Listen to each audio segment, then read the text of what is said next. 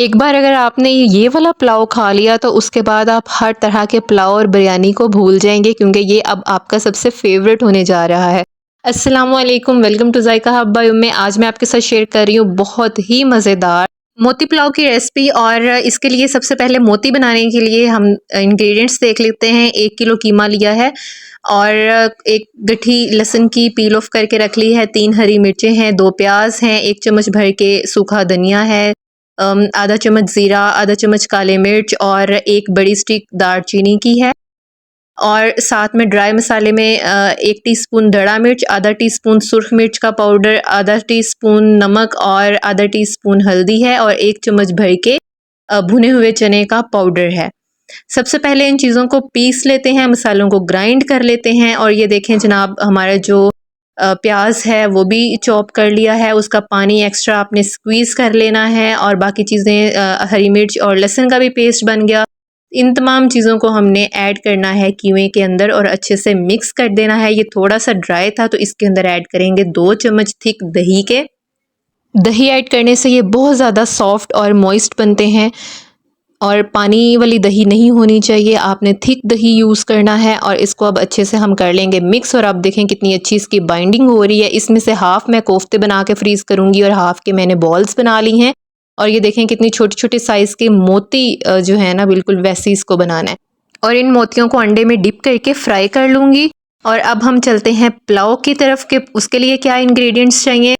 تو سب سے پہلے میں نے 1 بڑی پیاز کو سلائس کٹ کر لیا ہے، 1 ٹماٹر لے لیا ہے، ادرک کا پیسٹ لیا ہے، 2 انچ کا ٹکڑا ادرک کا تھا، 1 چمچ زیرہ ہے، ثابت مسالوں میں 2 اسٹار انیس، بادیان کے پھول، 4 سے 5 لونگ اور 1 دار چینی کی سٹک ہے، نمک ہے، اور آدھا ٹی سپون جو ہے وہ ریڈ چلی فلیکس ہے، اور ساتھ میں وہ جو موتی ہم نے فرائی کر کے رکھے تھے، اور تھوڑا سا یلو فوڈ کلر ہے جو اس کو خوبصورت اور زیادہ بنا دے گا، اور زیادہ ٹیمپٹنگ اس کو بنائے گا۔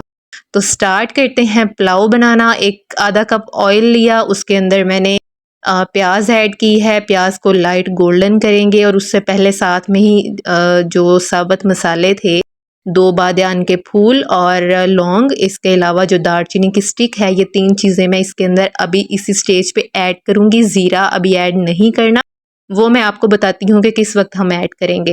پیاز دیکھیں لائٹ گولڈن ہو رہی ہے، بہت زیادہ ڈارک کلر بھی ہم اس کا نہیں کریں گے، بہت زیادہ لائٹ بھی اس کو نہیں رکھیں گے۔ اور یہ دیکھیں کہ بہت اچھا لائٹ گولڈن کلر آ گیا ہے، تو اب ہم اس کے اندر ادرک ایڈ کر کے اس کو فرائی کریں گے۔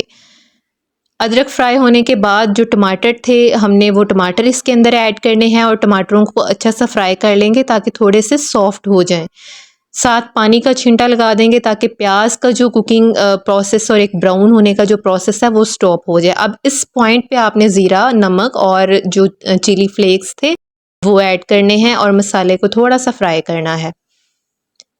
لائٹ فرائی ہو جائے گا تو اس کے اندر جو موتی ہم نے فرائی کر کے رکھے ہوئے تھے وہ ایڈ کر دیں گے۔ 1 منٹ کے لیے اس کو فرائی کر لیں گے، ویسے اس کو ضرورت نہیں ہے کیونکہ یہ آلریڈی فرائیڈ ہیں۔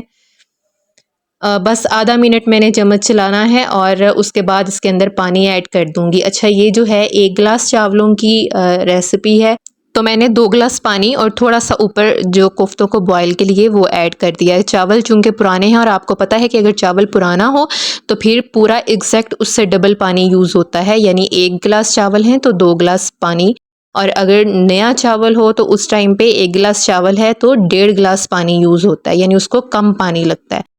تو چاول ایڈ کر دیے ہیں، اور اب اس کو ہم لو ٹو میڈیم آنچ پہ اس کا پانی ڈرائی کریں گے۔ ہری مرچیں 2 سے 3 اس کے اندر ایڈ کر دیں، اس پوائنٹ پہ بہت اچھا اروما آتا ہے اس سٹیج پہ ہری مرچیں ایڈ کرنے کا۔ تو ڈھکن ابھی نہیں دے رہی میں، اور چمچ ایک ہی دفعہ آپ نے چلانا ہے۔ نمک بس آپ نے چیک کر لینا ہے، اگر ایڈجسٹ کرنا ہوا تو اس پوائنٹ پہ جب چاول بوائل ہو رہے ہوتے ہیں آپ نے اس کو ایڈجسٹ کر لینا ہے۔